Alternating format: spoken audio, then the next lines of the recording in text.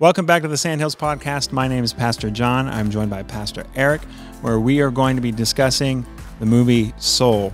Now, how does that play into 2020 in review, you might be asking yourself? It's a great question. It's because movies were awful in 2020 because so many things were not able to be released. So all the studios were like, maybe we'll just grab the one that we'll release on the internet. Yeah. And we'll charge people $15 to rent it. Yeah. You know, like it was like a ticket.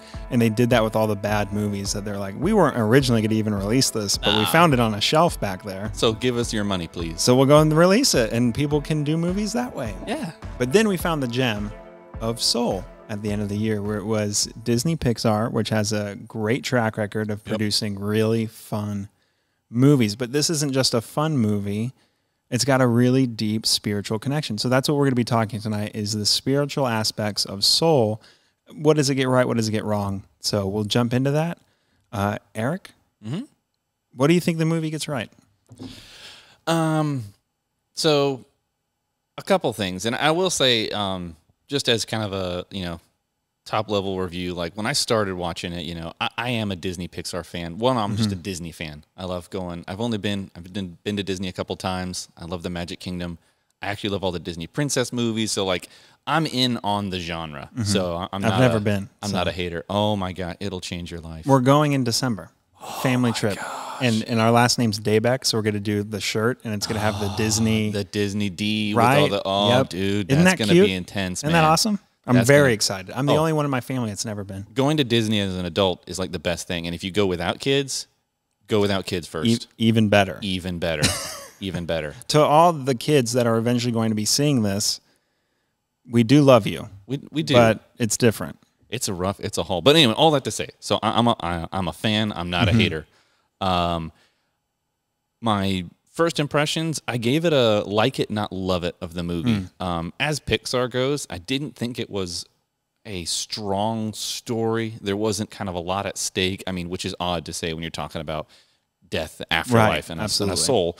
So just story-wise, it wasn't their strongest. But there was, on a movie-making level, the animation was gorgeous. Absolutely. The music, fantastic. I mean, like when he's in that jazz club, no spoilers or anything, but like some of the lighting was just like, I was like, it's like you're there. Oh, yeah. And then some of like, there's a shot at the end when he has these elements on the piano and I was like, that looks like a real piece of bagel. That looks like a real, like, incredible. Yeah. So, but some of the things I thought they got right besides some of the technical aspects, it was interesting. I mean, one, the fact that let's just go with the low-hanging fruit. There is an afterlife. Yeah. There's more, like, there is a permanence. This isn't it. There is a permanence beyond the material world.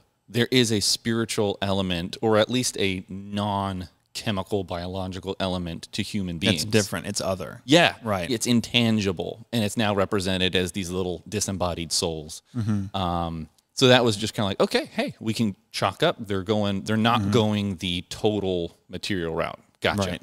Right. And then also, one of the things I thought one of my favorite scenes in the whole movie was when, it's funny, Tina Fey as this black guy is getting a haircut in the barbershop. It's her voice in his body, which is this crazy weird thing. It's a really fun setup. It's very humorous. You're just like, what? And the conversation that happens in the chair, and the whole thing was kind of magical about the chair, which was fun about it. But having this conversation about being this kind of disembodied soul, having watched people all this life, and then talking about all these deep things, and everyone in the barbershop is just like enraptured. But she gets to the point of talking to the barber when she actually asked him about his life and what he wanted to do. And he said, I wanted to be a vet. And she's like, well, then you must be really sad that you never got to kind of live out your purpose. Yeah. And he goes, being a vet was never my purpose. And she's like, well, huh? And then he kind of talks about it. And I can't remember how he get there, but it was a funny thing is he said, I realized whether I was being a vet or being a barber, I'm saving lives. And it was that cool thing of he realized it was the fact that they got right is your purpose in life is not tied to vocation. Yeah, absolutely. Like I was like, that's a big right. That's a big one because I think there's a lot of pressure in our society to tie your purpose to your capabilities, to your education, to your vocation. And you're like, no, you could live out a purpose and you could live out a satisfied, fulfilling purpose in actually even in moving around, because even as what people say nowadays is, in past generations, you did usually have a career that you worked at the same place for 30 years, or retired, whatever. Now, for young people, you're looking at this atmosphere and this landscape of you're going to be bouncing around job to job. You're going to 5 to 10 years. Yeah, and you're going to change sometimes even career fields just because that's the necessity of it. And so I think for a lot of younger people, you look at that and you kind of get dismayed and kind of like, well, how am I ever going to have what my parents had? They had a stable purpose. They knew what they were going to do. I'm always going to be in flux. And you're like, yeah, but if you don't tie your purpose to your vocation, you're going to be cool wherever you're at. If you realize that Dez's character was like, I'm saving lives. His whole character, his purpose, or in that moment, kind of what he expressed was, what really satisfies, fulfills me, and gives me that sense of meaning is I'm affecting people's lives for the better. Yeah. And I can do that whether I'm giving a kicking haircut or, saving an animal's life, whatever. It's like there's that kind of thing that they're doing. And so that I thought was a really great scene and gets at some really helpful truth that's generally applied to anyone, believer or non-believer, and I think is a necessary thing to hear. Yeah, absolutely. I thought one of the really good things that they had in there as well was you see this guy and he's spinning the sign. Oh, right? Gosh, he's in the really zone? funny. Yeah, and you get into the zone. What, Moonstar or Windstar? Yeah, and so he's able to access the spiritual realm when he gets into the zone. Like, and they're like, athletes do this, musicians do this. Yeah. When you get into that special place, you get into a spiritual realm somewhere else, and you get to connect to that side of you. And for him, it's very funny that he's a guy spinning a sign on the side of the road. Yeah, it's almost like one hilarious. Of those flappy, but that's all he's doing, And I love that's that concept that we still on this side of the material world can still access the spiritual. And I think I'm like, that's prayer.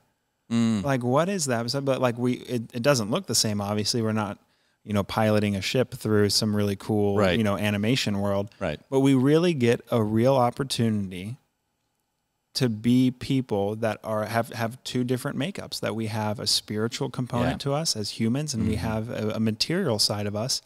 The material fade away. The spiritual will last forever. But while you're still in the material, you can still access that spiritual side, and you can be in prayer, and you can be talking to the Lord and supplication, all these things. And that's where I think you can take that, again, there's that element of truth we were talking beforehand, is that even people who, non-believers, maybe they have some guiding religious principles, but you can get to those elements of truth in that, like you said, there's ways to connect, and not in a, like, mystical, sometimes mystical is not bad, but not in an inappropriate, like for Christians, not in an inappropriate way, but connecting to God, let's not underplay the kind of mysticality of it. Like, we are really believing that when we pray, we are communing with an infinite, intangible, invisible being that exists outside of time and space. That's pretty weird when you think about it. It is. It's wild. But like the fact that kind of just that when you can do the thing in the zone, and it's like, and we're talking about in meditation, you assume like some kind of astral plane or something. Right. But sometimes, like, let's be real, like maybe like when you're singing, do you feel like you have that connection with God? And you're kind of like, when people say like, man, I just felt like God's presence right here. Like that's a real thing that can happen. And you're, like you said, you're kind of, it's like when the spiritual world and the earthly world are colliding, and there's this kind of like, there's something special, there's a presence and a special thing. And like, again, I think athletes, like one of my favorite quotes from movies actually is about a believer, but in Chariots of Fire, when you're talking about the Olympian Erich Little, Scottish runner, also a rugby player, which was kind of cool back in the day, and then a missionary over to China, which he's brilliant man overall. But he had this great line in the movie when his sister is trying to get him to go into missions, and like, you need to be more about the mission and all this kind of stuff. And he says, but God made me fast. And when I run, I feel his pleasure. Wow. And you're like, dude, that's deep. That's deep. And that's one of those, and to that point, I think that is hitting on truth, is God has wired people in some different ways. And that's also, I think, where Soul kind of gets it right, is there is some differences, some unique giftings that God gives people, that personality. They have it, whereas it's in this intangible, great before, somehow you're doled out personality.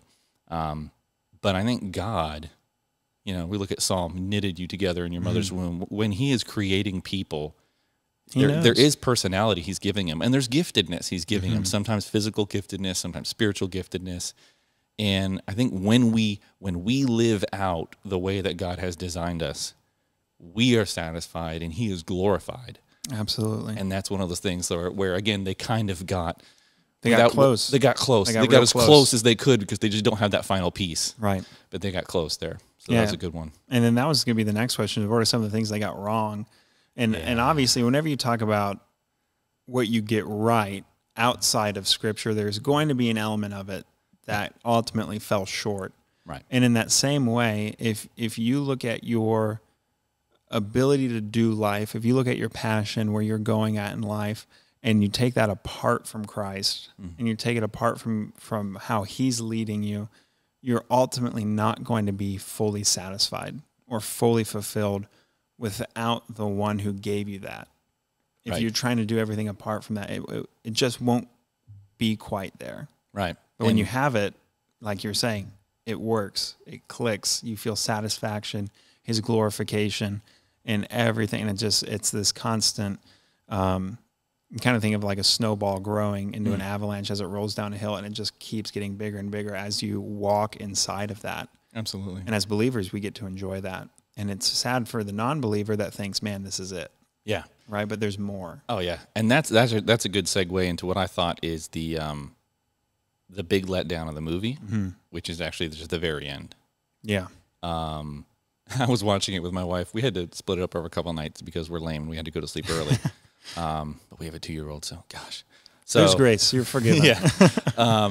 But man, when we got to the end, and again, spoiler alerts, everyone. So if you haven't watched it, we'll put a disclaimer at the beginning of the clip. So you get to the end, you know, he's lived his whole life thinking music is my purpose. And so when he dies and he's trying to get back in, he's like, because I want to play this jazz gig. And then he meets 22, who's the disembodied soul who has no, doesn't want Earth.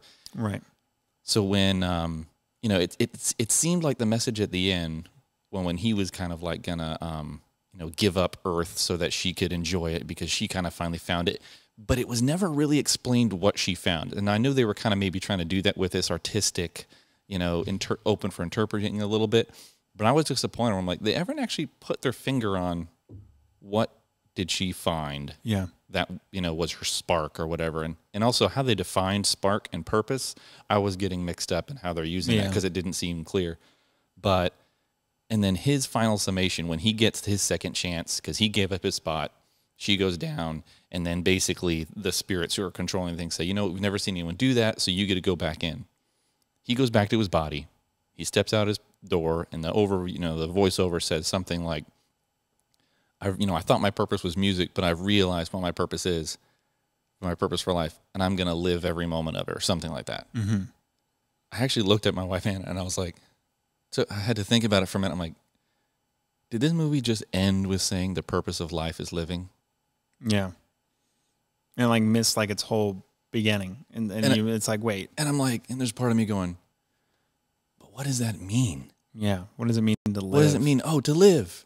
And the other thing that I caught is, so I kind of get what they mean, especially because they dropped all the hints of, 22, Tina Fey's character, she found joy in eating the slice of pizza. She found joy in the little, pine cone seed that fell out of the sky. Right. She found joy in listening to music, and they termed it as she's jazzing. She's just enjoying life. Mm-hmm. And it seems like it was the purpose of life is to enjoy life.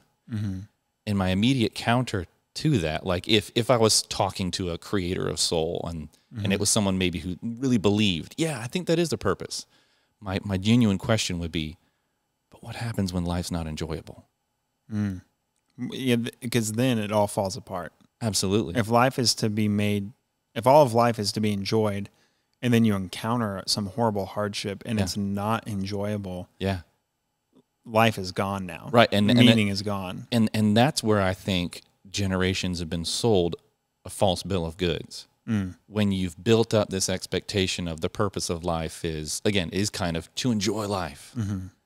If it's all about just or even to help others enjoy life, man, what happens? And to me, it's a very cultural centric, Western centric view. Third world countries, to me, a good test of is your worldview strong enough And is your purpose for life strong enough? Can it cross cultural boundaries? Can it cross socioeconomic boundaries? Can it cross age boundaries? Everything. Age, generation. Like, so I looked at that and I'm like, does that work over in a third world country? Does that work under a brutal dictatorship? Yeah, it falls apart. It's like, because your foundation is gone. Like, if life isn't enjoyable, because then you start going, well, I can't enjoy this. Therefore, I have no purpose. Therefore, why do I exist? It's very dark, very fast. I know. I literally, my wife and I were actually like, I'm kind of depressed after watching this Pixar movie. And it was like, and it's like, most people I don't think will get that. But that's one of the things about, and for me, when I was thinking about it, is as a believer, engaging in culture, I think it's really important to engage in culture. I'm not talking about banning or boycotting movies. I'm not really into that. Right. So watch it, but critically consume it. Don't just accept it. Don't just accept it, or even write it off as, well, it's just a movie. Yeah, but it's telling. I mean, particularly in this one, it's overtly telling a very specific story, and it's sending a message about big things in life. It's literally telling children, defining worldview, purpose. Yeah, it's setting up worldview for everyone, and it's like, and that's a powerful thing, because I started thinking about it, and I'm like, well, what, you know, in the last podcast, you did a great job talking with, Pastor Malcolm about political unrests, and even with Jeff talking about all the tough times with COVID, and as we're thinking about everything, and everything big came up in 2020, you always go, how do we get there? How did we get there? How do we get here? Like, well, I heard it said, like, politics is downstream from culture. So I think, okay, that makes sense. So what's upstream from culture? What creates, if culture creates our political climate, our social climate, what's creating our culture? What's creating our cultural climate? And I thought stories. And it really is. If you think about the music we listen to, the movies we watch, the TV shows we watch, and then I think about education. Education's telling a story. From pre-K to PhD, you're getting a narrative. Absolutely.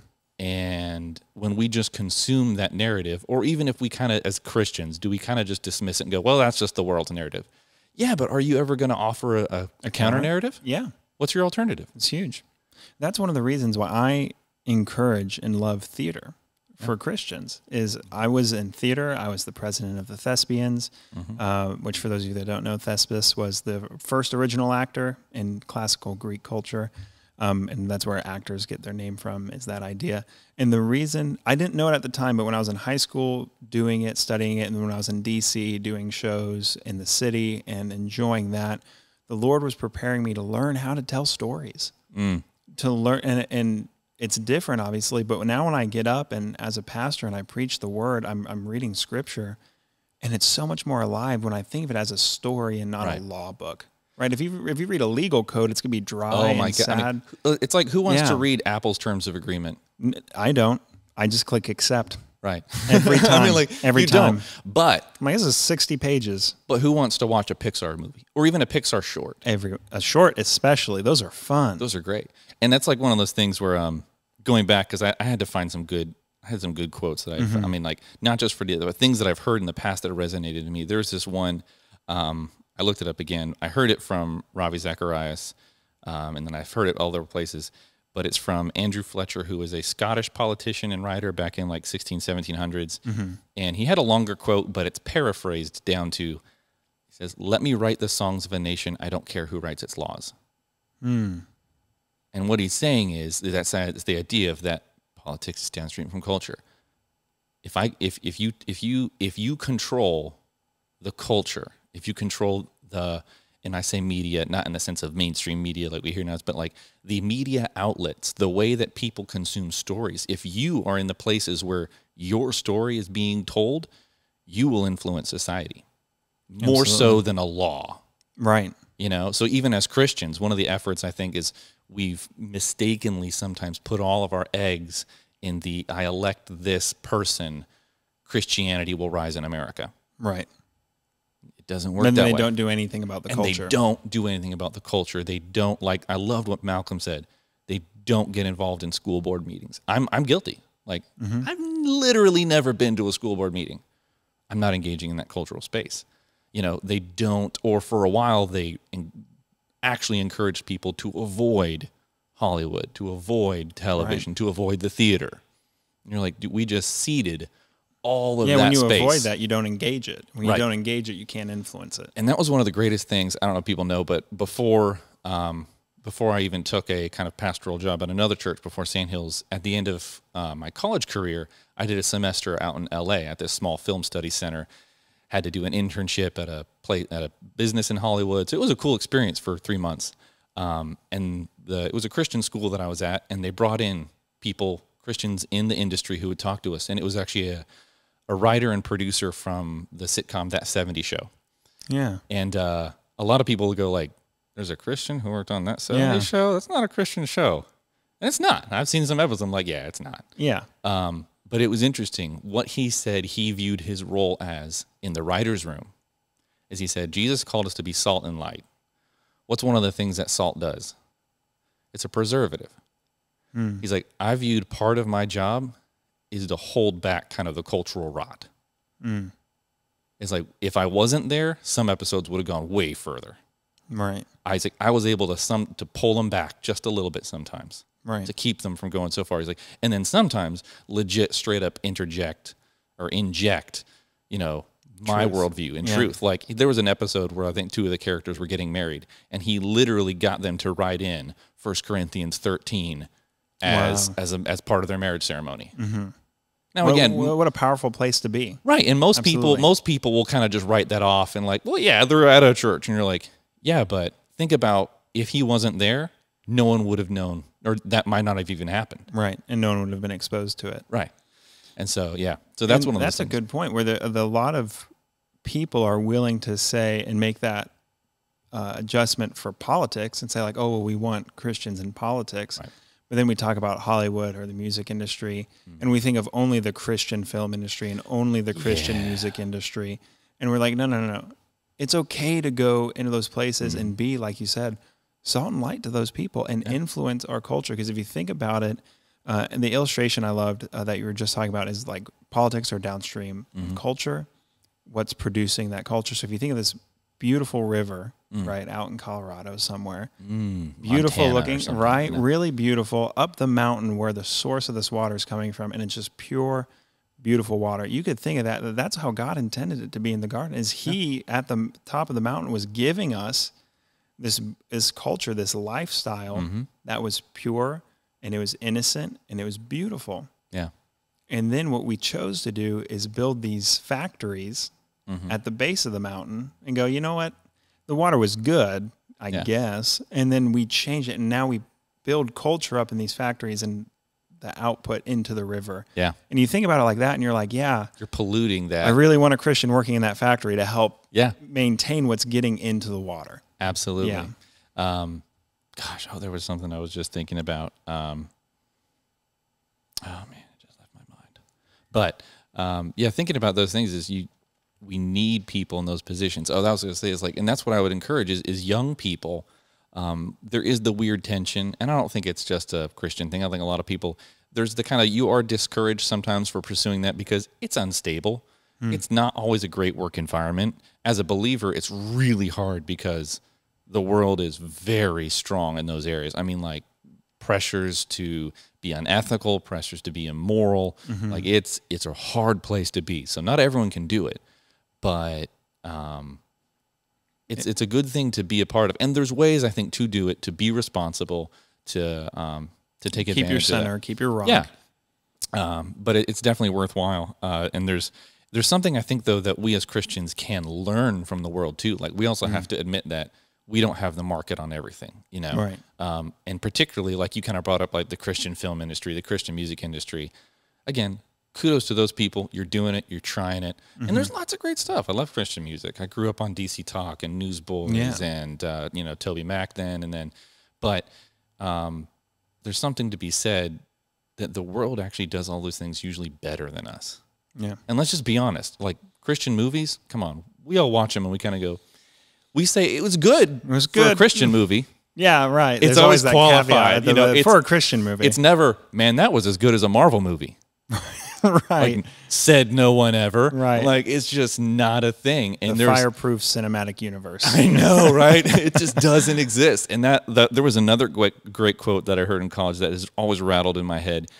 And it was said by this evangelist, Charles Finney, who was part of like the Second Great Awakening in America in the early 1800s and stuff. And he had this great quote that says, back then, stage theaters, but he says, theaters are full because the world lies well, while churches are empty because they tell the truth poorly. Wow. That'll do it. And I was like, how true is that for today? Yeah. Like, think about that. You're sitting like, 7 p.m. at night is full on your couch because the world lies really well with TV shows. Right. But we think about, could you get people to sit down every night from 8 to 9 p.m. or 9 to 10 p.m. for something from your church? And that's even for me. Yeah. Like that's for us. I'm like, yeah, we haven't paid attention to how people receive things, the power of that story, just all the, even sometimes the art and the technique. Now, it used to be, I think, that believers were pushing that. If you think about, believers were leading in the sciences, people who, or at least, deists, wherever you want to get into it, people who acknowledged God were pushing forward, were innovating, were artistic. And then, you can go through history and figure out why, but there was a bit of a regression and a pulling away from elements of society into those there was a book I read in college called Roaring Lambs, and it was about kind of how Christians interact with culture. I can't remember who it was by. I meant to look it up. But the author had this term that was really like harsh when you think about it, but he said Christians have ghettoized ourselves. We've put ourselves in a separate area. Correct. And we say, hey, this is just our spot. Yep. Don't engage with us. We won't engage with you. Yep. We don't want any of your stuff. We have to keep it all we just want to do our own thing and isolate ourselves into this little bubble. Right. And that's where you get that culture you're talking about. We're like boycotting movies or book series. Like I remember there was a lot of harshness to the Harry Potter series when it came out. Oh yeah. Right. And there's a lot of the same themes in Narnia. Yeah. Or Lord of the Rings. C.S. Lewis or Lord of the Rings. Yeah. Which have a more, Christian viewpoint. But then you look at it and you can say, look, and I read this amazing book. Dr. Dan Delosier gave it to me at CIU, and I read it. It was fantastic. And it was called The Gospel According to Harry Potter. And the whole book went through all of the series and found all of the gospel connections that you can make. And it's not saying that Harry Potter, that she wrote the book with Jesus in mind for Harry Potter. 100% not. Obviously not. But it's the concept that, look, if you engage what's popular in culture, and if you think about it, you can have so many different ways to talk to people about Christ that they won't even think that that's what that conversation is about, but they're being led into a place where it's like, look, let's talk about this. Let's talk about this story. Right. Yeah. And to me, that's being, to use a bigger term, a good cultural exegete. When you talk about the idea of exegeting something is finding the truth there and pulling it out. I'm pretty sure that's the basic rough definition. It's been a few years since I've been in Bible college, but Dr. Crutchfield will forgive you. I know. Thank you. But can we do what Paul did in Acts when he went to Athens and he went around, saw all their idols and said, I see you already have one idol to an unnamed God or an unknown God. Let me tell you what that is. He's able to engage it. He took something from their culture that already existed. He didn't try to import a new framework. He took their existing cultural framework and said, that's something I can use. Yeah. I mean, it's what missionaries try to do all the time, but we don't think in our own cultural context that we should view our own culture as a missions field, and we need to exegete culture and start to go, what can I use in this? What is true in Harry Potter? Now, there's a lot that's not. And yeah, to the extent that it might turn impressionable young people onto witchcraft, yeah, be wise. Again, that goes to me as be wise how you consume culture. You can be the judge at what age you allow your kids to watch Harry Potter or engage with, X number of, movies and TV shows. But there's probably some truth there. Like the bonds of friendship in Harry Potter, some of the themes of sacrifice, just even the fact that there's the stark contrast of good and evil. Absolutely. It's a great jumping off point. Fantastic. Why is Voldemort evil? What makes something evil? Like, even just that, has anyone really thought through what makes something evil? Well, I don't know. And then, like, to me, that's where you can go, well, can you have evil without good? Okay, well, how do you know something's good? Is it just on your feeling? And then, boom, you're having a deep conversation that could change someone's life, because then, again, you learn how to tell our story well as Christians. Correct. And you learn the story of the gospel, not just the knowledge of the gospel, but the story of the gospel, the compelling narrative that brought us to faith. Because you can think back to when you were told the story well. Yeah. And it's like, wow. Because we've all heard gospel presentations that were not told well, and we've all heard gospel presentations that were told with power. Right. That they brought those story elements where they're like, listen to this wonderful story I have to tell you. Right. And people are captivated. And it's not just, like and it's not like, I love like also what Malcolm was saying last week, and it's not just the story of how to avoid hell and get into heaven. Mm-hmm. It has to be so much bigger. How do you do life now? Yeah, how are people living here? And to me, the funny thing when I think about it is, I was thinking about the story, and we're like, when God was, because it's not just the story of Jesus' life, also it's all of life. It's creation to the end. Is there a story for why does this world exist to begin with? Mm-hmm. Why are people here? It is that kind of and I think about, God is in the business of telling stories. When the Israelites left Egypt, he's trying to create a nation. He's creating this whole new thing. So think about, he is leading people to create this new thing that's other than the ones around them, like the church now. And so what he gives them law, but he doesn't just give them law, because what we believe is that's when Moses, or somewhere around there, Moses writes the first 5 books of the Old Testament. The whole book of Genesis is story. Absolutely. And even the first chapter is really artistic story. Absolutely. And so, because what I think God realized, not just realized, but what God knew is that if you're trying to create a new culture needs a new story. Absolutely. And it's gotta have its own base. And one of the things that really stood out to me when I took Old Testament was the fact that, they were Jewish, but they were Egyptian. For 400 years, if you live in a place for 400 years and you're surrounded by... You're going to pick up a few things. Oh, yeah. Your gods will be the Egyptian gods. Your understanding, think about the kids who grew up in the only major story, because they didn't have Genesis. The only story they had for the origin of the universe is probably Ra and all the other gods. And what they're hearing about, or hearing about from their parents with Abraham. Right, but that's a loose story. That's 400 years ago. That's hard to maintain, even in a very transmitted culture. Yeah. And so God goes, you need a new story. So I'm going to, and not just make one up. We believe it is the truth. This is what happened. But he didn't just write it in step one I did. He told them this really rich story. I mean, and think about the storytelling of, in the beginning, God created the heavens and the earth. And how that cuts against everything they've known before. It's not Ra, it's not all, whatever. I'm going to get Egyptian mythology wrong. And then he goes, and then he said, let there be light. He didn't say, I created a sun. It's just so beautifully poetic. But that, to me, that's that power of story.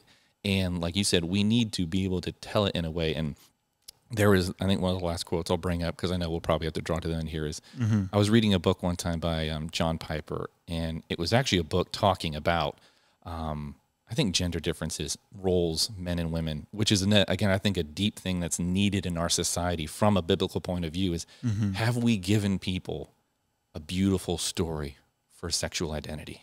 Yeah. And I don't think and one of the things that he said that I just loved is, this goes to a sexual identity, but also just, I think, to everything and how we communicate. He says, we must commend the beauty as well as the truth of the vision. So whatever our vision is for the world, we have to commend not just how true it is, but how beautiful it is. Absolutely. He says, we must show that something is not only right, but also good. It is not only valid, but also valuable. Not only accurate, but also admirable. And I think for too long, we've all landed on those kind of first things. Well, this is true, this is valid, and this is accurate. You want to be precise. And I like that. But people aren't persuaded by that. Right. At least not in these generations. Beauty. In a postmodern, millennial, Gen Z world, you want to see, is this good? Is this beautiful? Is this admirable? Is this desirable? I think that's a big thing.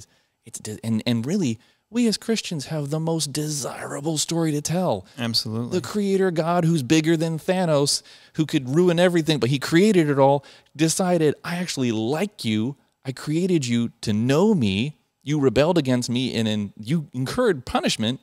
But this whole rest of the story has been this beautiful dance of me trying to teach you who I am, how to have a relationship with me, and then coming to redeem, to rescue, to restore. I mean, it's so dramatic. Yeah. It's a wonderful story. And it's a wonderful story. And to me, I go back to that thing in Soul. If I was going to answer people, like, and you go, well, that's a complicated message. And I think not really. Like for thousands of years, the church has had the answer. Maybe we used to tell it better. But if you could say, what is the purpose of life? The purpose of life is to glorify God. Right. And people are like, well, that's anticlimactic. And you're like, do you really understand what that means? Let me tell you why it's not. Let me tell you how beautiful of a story it is. Yeah. Absolutely. Well, thank you so much for your insight in the movie and how we can engage our culture. I will highly recommend this movie to you. It's enjoyable. It's also a great conversation starting piece, but also dig into your own story. Dig into the story of Christ and the Gospels and who we are as a people identified by Christ's own name as Christians. Where do we get our story from? Where do we get our name from? What does that mean? So dig into that story, learn how to tell the story well, and learn from our culture how to tell stories well. And I think that will serve you well. Thank you so much for tuning into the podcast, whether you're watching online or wherever you listen to your podcasts. Like, share, subscribe. Thank you so much for the views, for the listens. We can't wait to talk to you next week. Thanks.